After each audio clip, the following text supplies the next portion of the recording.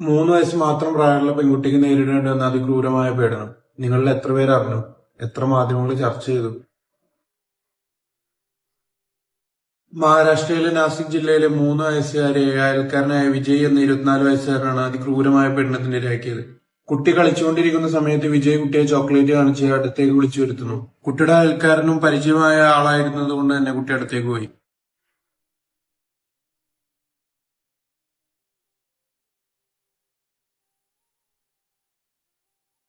ആ 3 വയസ്സുകാരെ ബ്രൂട്ടിൽ റേപ്പ് ചെയ്യുകയും തലക്കടിച്ച് കൊല്ലുകയും ചെയ്തു. പുറം ലോകത്തൊന്നും അറിയാതിരിക്കാൻ വേണ്ടിയിട്ട് വിജയുടെ വീടിന്റെ മതിലിനോട് ചേർന്നിട്ടുള്ള കുഴിയിൽ വലിച്ചഴിച്ച് കൊണ്ടേയിട്ടു.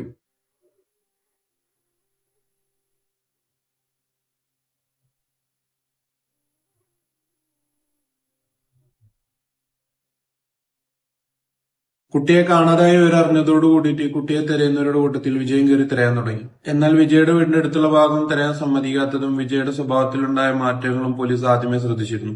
തുടർന്നുള്ള അന്വേഷണത്തിൽ കുട്ടിയുടെ ബോഡി കണ്ടെത്തുകയും വിജയ് കുറ്റം സമ്മതിക്കുകയും ചെയ്തു. മഹാരാഷ്ട്രയിൽ അവിടുത്തെ പ്രായഭേദമന്യേ ഇതിനെതിരെ ശബ്ദമുയർത്തുന്നുണ്ട്. ഇവിടെ വസ്ത്രമോ സമയമോ സ്വഭാവമോ മാനദണ്ഡമില്ല. 3 വയസ്സ് മാത്രം പ്രായമുള്ള പെൺകുട്ടിക്ക് സംഭവിച്ചതാണ്. ജനിച്ചത് ഒരു പെൺകുട്ടിയായതിന്റെ പേരിൽ മാത്രമായിരിക്കും ചിലപ്പോൾ.